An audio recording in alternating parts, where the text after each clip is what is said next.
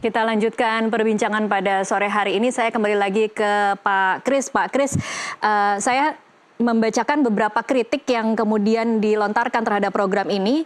Di antaranya tidak ada dasar hukum, tidak ada kajian, tidak ada panduan militer, dan ada kekhawatiran dari sejumlah pihak, bukannya menjadi tidak nakal, malah kemudian anak-anak ini mempelajari nilai-nilai yang tidak cocok dengan usia mereka, semakin agresif dan kehilangan daya kreativitas. Komentar Anda seperti apa, Pak Kris? Ya, artinya belum mencoba kalau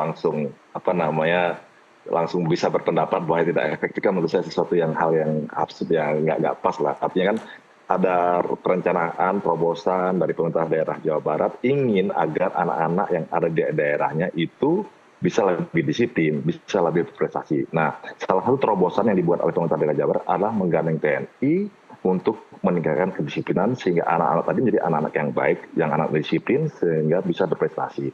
Toh program-program juga yang diberikan kepada siswa-siswa ini juga kan tidak militer murni, artinya hanya karena untuk membuat mereka menjadi disiplin. Contoh, misalnya dia jam 4.30 sudah harus bangun pagi, kemudian sholat bagi yang beragama Islam atau beribadah bagi agama yang lain, kemudian senam pagi, makan pagi secara teratur, terpimpin, rapi, tidak boleh ada sisa nasinya, kan itu yang tidak ditemukan di rumah gitu ya. Nah, akhirnya diberikan kepada TNI untuk melatihnya. Contoh juga kita memberikan wawasan kepada mereka bahwa makan harus rapi, bersih, tidak ada nasi satupun yang tersisa. Karena apa? Karena ada di luar sana teman-teman kita juga yang tidak bisa makan hari ini.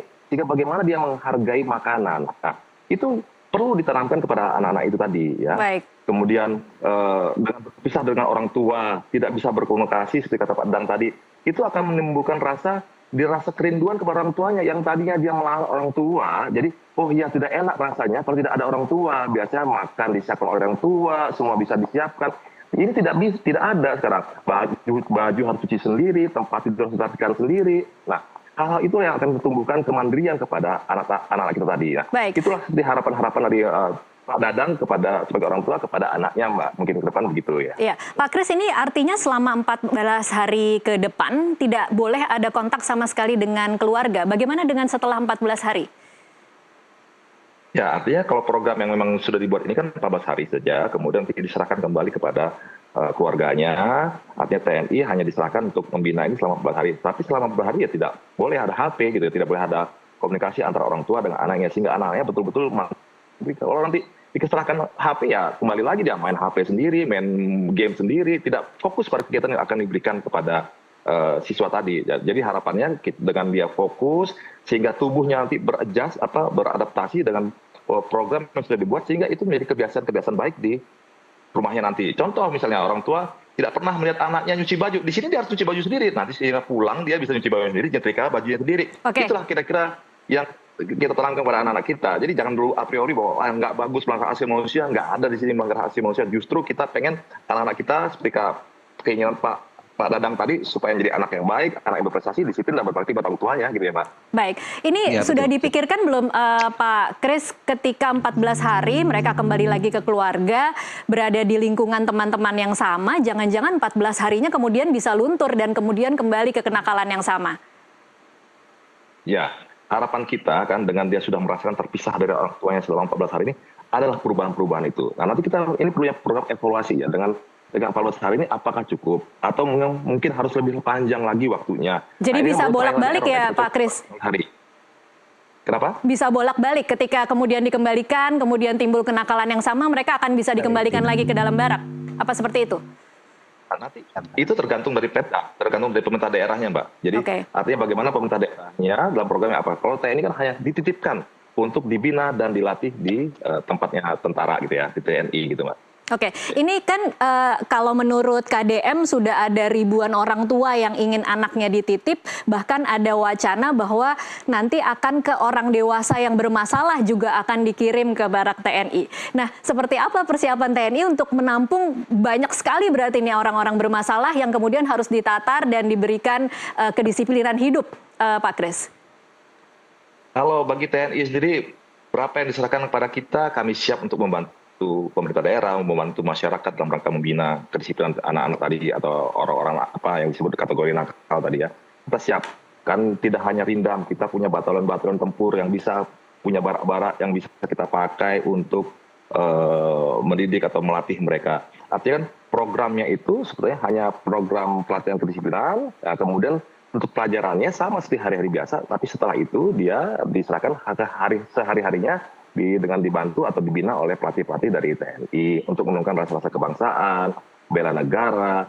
Tentunya yang paling utama adalah kedisiplinan, ya, sehingga dia bisa betul-betul nanti bisa beradaptasi saat pulang ke rumah lagi, tidak lagi kembali kepada habitat awalnya, tapi dia sudah merasakan, oh ternyata tidak enak ya kalau pisah sama orang tua, oh ternyata kalau orang tua ngomong itu kita harus dengerin ya, oh susahnya cari makan, kita harus makan sama-sama gitu ya. Itu yang harus kita tanamkan kepada mereka, Mbak. Jadi makanya perlu juga, makanya kita lebarkan tim psikologi di situ, kemudian ada tim kesehatan jiwa yang bisa mengecek keadaan kondisi-kondisi anak-anak kita tadi gitu, Mbak.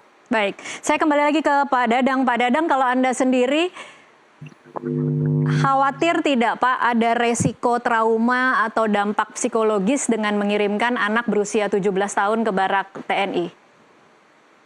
Sebetulnya yang namanya rasa sayang itu tetap melekat sih orang tua terhadap anak. Pasti ada.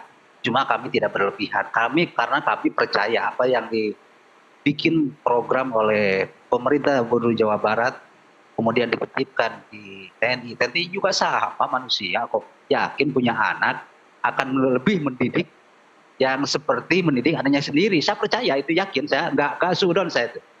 Gitu. Insya Allah saya husnudon kepada program ini gitu ya. Itu aja, Bu. Oke, harapan terakhir Pak Dadang untuk anak Anda setelah keluar dari barak militer akan seperti apa kira-kira harapannya? Harapan kami sebagai orang tua ingin gitu ya, bahwa anak setelah pulang dari pendidikan selama kurang lebih 2 minggu. Jadi hal-hal yang buruk yang kemarin beberapa ke belakang itu dilakukan, terutama begadang tiap malam, ke sekolah jalan masuk gitu ya. Mudah-mudahan ini akan berubah setelah disiplin selama 2 minggu di sana gitu. Belajar disiplin selama 2 minggu di sana gitu. Tapi kira-kira Pak Dadang dan keluarga siap tidak untuk menerapkan standar yang sama seperti di dalam barak militer agar kemudian 2 minggu itu tidak sia-sia Pak ketika anak itu kembali ke rumah? Kalau berbicara kan metode militer atau TNI itu beda dengan kami karena kami itu sipil. Mungkin kami ingin mencoba gitu kepada secara pendekatan kepada anak kami, apa yang dilakukan tolong laksanakan, cuma itu aja gitu ya.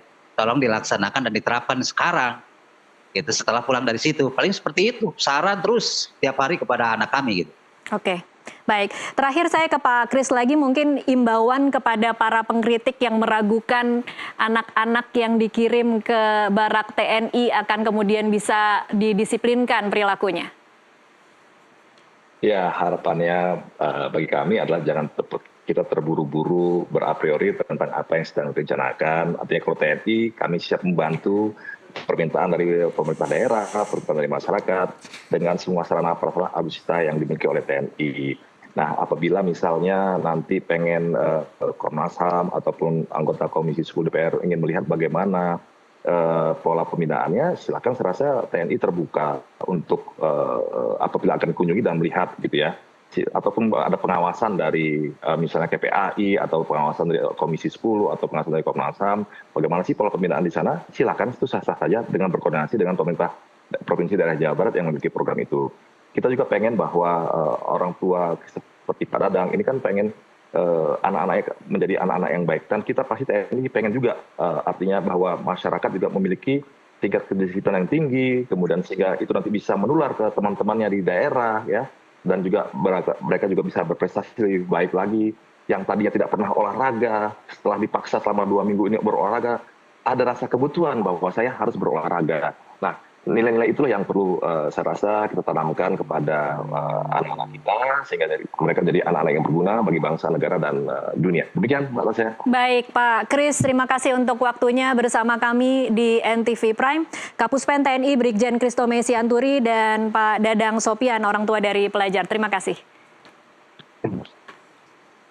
Dan pemirsa, demikianlah NTV Prime untuk kali ini. Mewakili kerabat kerja yang bertugas, saya Tasya Lutmila undur diri. Terima kasih atas perhatian Anda. Sampai jumpa.